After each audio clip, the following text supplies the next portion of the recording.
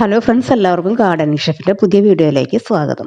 അപ്പം ഞാൻ കുറച്ചതേ മാങ്ങ ക്ലീൻ ചെയ്ത് വെച്ചിട്ടുണ്ട്. അതുപോലെ തന്നെ ചെറിയ ഉള്ളി, കറിവേപ്പില, പച്ചമുളക് കേട്ടോ, ഇതെല്ലാം കൂടി ചേർത്ത് ഒരു മൺചട്ടിയിലേക്ക് ഇട്ട് കൊടുത്തിട്ടുണ്ട്. അതിലേക്ക് കുറച്ച് ഇഞ്ചി ചെറുതാക്കി നുറുക്കിയതും, സവോള ഇങ്ങനെ കൈ വെച്ച് നന്നായിട്ടൊന്ന് ഞെരടി ഇട്ട് കൊടുക്കാം. അതിൻ്റെ ഇതൊക്കെ ഒന്ന് സെപ്പറേറ്റ്, അരിഞ്ഞതെല്ലാം സെപ്പറേറ്റായി വരണം. അതിലേക്ക് ആവശ്യത്തിനുള്ള ഉപ്പും കൂടി ചേർത്ത് കൊടുക്കാം. ഉപ്പ് ഇത്തിരി കൂടി നിന്നോട്ടെ, കാരണം ഉപ്പ് ലാസ്റ്റ് ആകുമ്പോൾ അല്ലെങ്കിൽ ഉപ്പില്ലാത്ത പോലെ തോന്നും. ഇതിലേക്ക് ഒരല്പം മഞ്ഞൾപ്പൊടി, ഇനി ഇത്തിരി മുളക് പൊടിയും കൂടി ചേർത്ത് കൊടുക്കാം. അതുപോലെ മല്ലിപ്പൊടി, ഉലുവാപ്പൊടി. മല്ലിപ്പൊടിയൊക്കെ പേരിന് മാത്രം ചേർത്ത് കൊടുത്താൽ മതി കേട്ടോ. ഉലുവാപ്പൊടിയും നല്ലൊരു ഫ്ലേവർ കിട്ടാൻ വേണ്ടി നല്ലതാണ്. പിന്നെ വിനീഗർ ചേർത്ത് കൊടുക്കുക 1 ടീസ്പൂൺ. പിന്നീട് ഞാൻ ചേർത്ത് കൊടുത്തത് ശർക്കര എന്ന് പറഞ്ഞാൽ 1 ടീസ്പൂണൊക്കെ മതി കേട്ടോ, അല്ലെങ്കിൽ 1.5 ടീസ്പൂൺ. ഇനി ഒരു ഇത്തിരി വെള്ളം കൂടി ഇതുപോലെ തളിച്ച് കൊടുത്തിട്ട് കൈ വെച്ച് നന്നായിട്ട് തിരുമ്മി പിടിപ്പിക്കണം. ആ ഒരു കറിവേപ്പിലയുടെ സ്മെല്ലൊക്കെ ഈ ഒരു മാങ്ങയിലോട്ടൊന്ന് പിടിച്ച് കിട്ടാൻ വേണ്ടിയിട്ട് നന്നായിട്ട് ചേർത്ത് കൊടുക്കുക. അപ്പോൾ ഇത് ചെയ്തുകൊണ്ടിരിക്കാനായിട്ട് മോൻ ഒരു ചെറിയ പീസ് ചോക്ലേറ്റിൻ്റെ തന്നിട്ട്, എനിക്കിഷ്ടമല്ല കേട്ടോ ഈ ബ്ലാക്ക് ചോക്ലേറ്റ്, ഇങ്ങനെ അധികം കഴിക്കുന്നത് ഇഷ്ടമല്ല. അപ്പോൾ അതിൽ നിന്നൊരു ചെറിയ പീസ് എടുത്ത് വായിലിട്ടിട്ട് പിന്നെയാണ് ബാക്കി പണികൾ ചെയ്യണത്. അപ്പോൾ വാങ്ങിച്ചില്ലെങ്കിൽ കുട്ടികൾക്ക് ഭയങ്കര വിഷമം, ഒന്നും തന്നാൽ വാങ്ങൂല എന്നും പറഞ്ഞിട്ട്. അപ്പോൾ കുട്ടികൾക്ക് സന്തോഷമായിക്കോട്ടെ എന്ന് കരുതിയിട്ട് ഒരു ചെറിയ പീസ് വാങ്ങി. എനിക്കിങ്ങനെ ഡാർക്ക് ചോക്ലേറ്റ് അത്ര ഇഷ്ടമല്ല. പിന്നെ എൻ്റെ ഫേവറേറ്റ് ചോക്ലേറ്റ് എന്ന് പറയുന്നത് ബൗണ്ടിയാണ്. അത് കുട്ടികൾക്ക് അറിയാതെ എവിടെ നിന്ന് കിട്ടിയാലും എനിക്ക് കൊണ്ടുവന്ന് തരും. ആ കോക്കനട്ട് ഫില്ലിംഗ് ഒക്കെ വെച്ചിട്ടുള്ള ബൗണ്ടി ഇല്ലേ. അപ്പോൾ അങ്ങനെ അതെല്ലാം കഴിഞ്ഞിട്ട് ഞാനിതിലേക്ക് തേങ്ങയുടെ 2ാം പാലിൽ നിന്നൊന്നുമില്ല, ഒരിത്തിരി തേങ്ങാപ്പാൽ ഒന്നിച്ചങ്ങോട്ട് എടുത്താൽ മതി, ചേർത്തിട്ട് മിക്സ് ചെയ്ത് വെച്ചിട്ടുണ്ട് കേട്ടോ. അപ്പോൾ ഇതുപോലെ കണ്ണിമാങ്ങ നമ്മുടെ വീടുകളിലൊക്കെ വീഴുന്ന കിട്ടുന്ന സമയത്തെ ഇങ്ങനെ അതിൻ്റെ സ്കിന്നൊന്നും മാറ്റാണ്ട് തന്നെ ഒരിത്തിരി ഉപ്പും കൂടി തേച്ച് പിടിപ്പിച്ചിട്ട് നമുക്കിത് സ്റ്റോർ ചെയ്ത് വെക്കാം. ഫ്രിഡ്ജിൽ വെച്ചാലും കുഴപ്പമില്ല. പുറത്ത് വെച്ചിട്ടുണ്ടെങ്കിൽ ഒരുപാട് ഉപ്പൊക്കെ ചേർക്കേണ്ടി വരും. അങ്ങനെ ഒരുപാട് ഉപ്പൊക്കെ ചേർത്ത് നമുക്ക് കഴിക്കാൻ ബുദ്ധിമുട്ടാണെങ്കിൽ പേരിന് മാത്രം ഉപ്പ് ചേർത്തിട്ട് നന്നായിട്ട് തിരുമ്മി ഒരു കണ്ടെയ്നറിലാക്കി ഫ്രീസറിലേക്ക് വെച്ചാൽ മതി കേട്ടോ. എത്ര നാൾ വേണമെങ്കിലും ഇരുന്നോളും. പിന്നെ നമുക്ക് അതിൽ നിന്നെടുത്ത് ഫ്രീസറിൽ നിന്ന് എടുത്ത് ഐസൊക്കെ വിട്ട് ചെയ്യുമ്പോൾ നന്നായിട്ട് ഉപ്പിലിട്ട് അലിഞ്ഞതുപോലെ തന്നെ കിട്ടും. ഞാൻ ഇങ്ങനെയാണ് സ്റ്റോർ ചെയ്യാറ്. കണ്ടോ, ഫ്രീസറിലേക്ക് എടുത്ത് വെക്കണം. വേണമെങ്കിൽ 2 ദിവസം ഇതുപോലെ പുറത്തിരുന്നോളും. അപ്പോൾ ആ ഒരു ടൈമിൽ നമ്മുടെ മാങ്ങ വേവിക്കാൻ വെച്ചിട്ടുള്ളത് റെഡിയായോ എന്ന് നോക്കാം.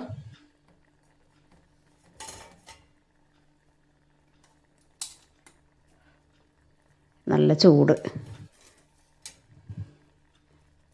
അപ്പോൾ ഞാനൊരു കളറിന് വേണ്ടിയിട്ട് കുറച്ച് കാശ്മീരി ചില്ലി പൗഡറും കൂടി ചേർത്തിട്ടുണ്ടായിരുന്നു കേട്ടോ.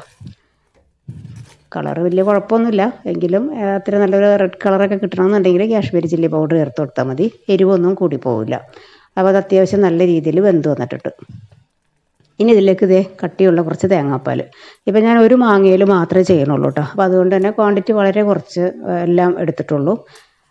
എന്നിട്ട് ഇത് 1 ടീസ്പൂൺ അരിപ്പൊടി സാധാ വെള്ളത്തിലൊന്ന് മിക്സ് ചെയ്തെടുത്തതാണ്. അത് നമുക്ക് ഈ പാലിലേക്ക് ചേർത്ത് കൊടുക്കാം. ഇനി രണ്ടും കൂടി നന്നായിട്ടൊന്ന് മിക്സ് ചെയ്തിട്ട് നമുക്ക് കറിയിലേക്ക് ചേർത്ത് കൊടുക്കാം. നല്ല സൂപ്പർ ടേസ്റ്റി ആയിട്ടുള്ളൊരു മാങ്ങ കറിയുടെ റെസിപ്പിയാണ് കേട്ടോ. നമുക്ക് ഏത് സമയത്തും ഏത് കറികളുടെ കൂടെയും കോമ്പിനേഷനായിട്ട് കഴിക്കാൻ പറ്റുന്ന കറിയാണ്. അപ്പോൾ ഞാനിത് ഈ തിളച്ചുകൊണ്ടിരിക്കുന്ന മാങ്ങയിലേക്ക് ചേർത്ത് കൊടുക്കുകയാണ്. അപ്പോൾ അരിപ്പൊടി ചേർത്തുകൊണ്ട് തന്നെ അടിയിലൊക്കെ ഇങ്ങനെ കട്ടിയായി കിടക്കുമല്ലോ. അപ്പോൾ അത് നന്നായിട്ട് മിക്സ് ചെയ്തിട്ട് വേണമെങ്കിൽ ഇത്തിരി വെള്ളം കൂടി ചേർത്ത് കൊടുക്കാം. ഒരുപാട് ലൂസി ടെക്സ്ചറിലുള്ള കറിയല്ല, പക്ഷേ അരിപ്പൊടിയൊക്കെ ചേർക്കുന്നതുകൊണ്ട് ചെറുതായിട്ടൊന്ന് കുറുകും. അപ്പം അതനുസരിച്ചിട്ട് വേണം ഒരിത്തിരി വെള്ളം കൂടിയൊക്കെ ചേർത്തിട്ട് നന്നായിട്ടൊന്ന് തിളച്ച് വരട്ടെ. അപ്പോൾ ചെറിയതായിട്ട് തിള വന്നിട്ടുണ്ട്. അതൊന്ന് അടച്ച് വെച്ചതിന് ശേഷം നമുക്ക് ഇതിലേക്ക് ചെറിയൊരു താളിപ്പും കൂടി ചേർത്ത് കൊടുക്കാം. വെളിച്ചെണ്ണയിലേക്ക് ഉലുവ ചേർത്ത് കൊടുക്കാം. ഉലുവ കുറച്ച് ഇതുപോലെ മുഴുവനായിട്ട് പൊട്ടിച്ചിടുമ്പോൾ നല്ലൊരു ടേസ്റ്റ് ആയിരിക്കും, ഒരു ഫ്ലേവർ കിട്ടും കറിക്ക്. അതുപോലെ തന്നെ കടുക് ഒന്നടച്ച് വെച്ചിട്ട് പൊട്ടിച്ചെടുക്കാം. പൊട്ടിക്കഴിഞ്ഞ് വരുമ്പോൾ അതിലേക്ക് കറിവേപ്പില, പിന്നെ ചെറിയ ഉള്ളി. ഈ ചെറിയ ഉള്ളി ഇങ്ങനെ ചേർക്കുമ്പോഴാണ് ഈ കറിക്ക് ഒരു പ്രത്യേക ഫ്ലേവറും ടേസ്റ്റും ഒക്കെ വരണത്. അപ്പോൾ അത് സ്കിപ്പ് ചെയ്യാതെ ചേർക്കാനായിട്ട് ശ്രദ്ധിക്കുക. ഇനി ഇതെല്ലാം കൂടി ചേർത്ത് ഒന്ന് മുരിഞ്ഞ് വരുന്ന സമയത്ത്, അതുപോലെ ഇതും നല്ലൊരു ടിപ്പാണ് കേട്ടോ, ഒരിത്തിരി മഞ്ഞൾപ്പൊടി, ഒരിത്തിരി മുളക് പൊടിയും കൂടി ചേർത്തിട്ട് കറിയിലേക്ക് താളിച്ചൊഴിക്കുമ്പോഴും കറിക്ക് നല്ല ഫ്ലേവറും ടേസ്റ്റും കിട്ടും. അപ്പോൾ നമ്മുടെ കറിയിലേക്ക് ചേർത്ത് കൊടുക്കുക. ഉപ്പൊക്കെ കറക്റ്റാണോ എന്ന് നോക്കാം കേട്ടോ. താളിച്ച് കഴിഞ്ഞ ഉടനെ തന്നെ ഒന്ന് അടച്ച് വയ്ക്കാം. അപ്പോൾ ഇതാണ് ഇതിൻ്റെ കൺസിസ്റ്റൻസി. അധികം അങ്ങോട്ട് ലൂസായി പോകരുത്, എന്നാൽ അങ്ങനെ കട്ടിയുമല്ല. ചോറിലൊഴിച്ച് കുഴച്ച് കഴിക്കാൻ പറ്റുന്ന രീതിയിൽ നല്ല അടിപൊളി ടേസ്റ്റിലുള്ള മാങ്ങാക്കറിയാണ് കേട്ടോ. ഇതിനങ്ങനെ പ്രത്യേക ഒരു കോമ്പിനേഷൻ ഇല്ല എങ്കിലും പപ്പടം വറുത്തതും നല്ല കട്ട തൈരും ഉണ്ടെങ്കിൽ നന്നായിട്ട് നമുക്ക് ഊണ് കഴിക്കാൻ പറ്റും. ഈ ഒരു കറി മാത്രം ആയാലും മതി. പിന്നെ എന്തെങ്കിലും ഒരു കോമ്പിനേഷൻ സൈഡൊക്കെ വേണമെന്നുള്ളവർക്ക് അങ്ങനെയും ചെയ്യാം. അപ്പോൾ കറിയുടെ പരിപാടി കഴിഞ്ഞപ്പോൾ എനിക്ക് കുറച്ച് പഴുത്ത ചക്ക കിട്ടിയിരുന്നു. അപ്പോൾ അതൊന്ന് വരട്ടി വെക്കാമെന്ന് കരുതിയിട്ട് ഞാനിതുപോലെ ഒരു നല്ല ഈ ചക്കയൊക്കെ വരട്ടുന്ന സമയത്ത് എപ്പോഴും നല്ല ഇൻഡാലിയത്തിൻ്റെ അല്ലെങ്കിൽ ചുവട് കട്ടിയുള്ള നല്ല പാത്രത്തിൽ വേണം ചെയ്യാനായിട്ട്, അല്ലെങ്കിൽ കരിഞ്ഞു പോകും. അതിലേക്ക് ഞാൻ കുറച്ച് തേങ്ങാക്കൊത്ത് അതുപോലെ തന്നെ ചെറിയ ഉള്ളിയും കൂടി ചേർത്തിട്ടുണ്ട്. അപ്പോൾ നെയ്യിൽ കിടന്ന് അതൊന്നും മൂത്ത് കഴിയുമ്പോൾ ഒരിത്തിരി ചെറിയ ജീരകം വറുത്ത് പൊടിച്ചത് ചേർക്കാം. നല്ല ഫ്ലേവർ കിട്ടും. ഫ്ലേവർ മാത്രമല്ല കേട്ടോ, ഇതൊക്കെ നല്ല ഹെൽത്തി ആയിട്ടുള്ള സംഭവങ്ങളാണ് ശരീരത്തിന്. അതുപോലെ തന്നെ ഏലക്കാപ്പൊടി അങ്ങനെ ഒരുപാടൊന്നും ഞാൻ ഇട്ടിട്ടില്ല. പഞ്ചസാരയൊക്കെ ചേർത്ത് പൊടിച്ച് വെച്ചേക്കുന്നതുകൊണ്ട് കൂടുതൽ ഇടുന്നത് പോലെ തോന്നണതാണ് കേട്ടോ. ഇതിലേക്ക് ചക്ക ചേർത്ത് കൊടുക്കാം. ഞാനിത് മിക്സിയിലൊന്നും അടിച്ചെടുത്തിട്ടില്ല, കാരണം പഴുപ്പുള്ള ചക്ക ആയതുകൊണ്ട് തന്നെ നമ്മളിത് ഇങ്ങനെ ഉടച്ചു കൊടുത്താൽ മതി.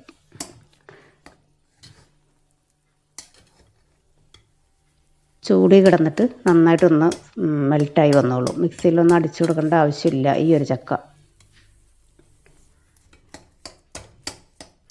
ഇനി വേണമെങ്കിൽ നെയ്യ് ഇഷ്ടമാണെങ്കിൽ കുറച്ച് ഇടയ്ക്കൊക്കെ ചേർത്ത് കൊടുത്താൽ നന്നായിട്ടൊന്ന് വരട്ടിയെടുക്കാൻ പറ്റും. അപ്പോൾ ഞാൻ ആവശ്യത്തിന് ആദ്യമേ തന്നെ നെയ്യ് ചേർത്തിട്ടുണ്ടായി, അത് മതി. അപ്പോൾ ഇങ്ങനെ ചട്ടിയിൽ നിന്നൊക്കെ ഇങ്ങനെ വിട്ട് വരുന്ന ഈ ഒരു പാകത്തിൽ നന്നായിട്ടൊന്ന് വെന്ത് ഈ ഒരു സമയത്ത് തന്നെ കഴിക്കാൻ നല്ല ടേസ്റ്റായിരുന്നു കേട്ടോ. അത് അങ്ങനെ തന്നെ കഴിക്കാൻ നല്ല സൂപ്പർ ടേസ്റ്റായിരുന്നു. ബാക്കിയുള്ളത് വെച്ച് ഞാൻ കുറച്ച് അട ഉണ്ടാക്കി.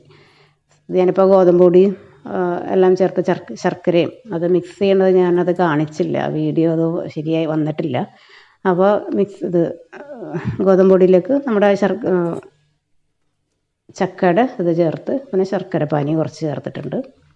അതും കൂടി ചേർത്ത് അടയുണ്ടാക്കി.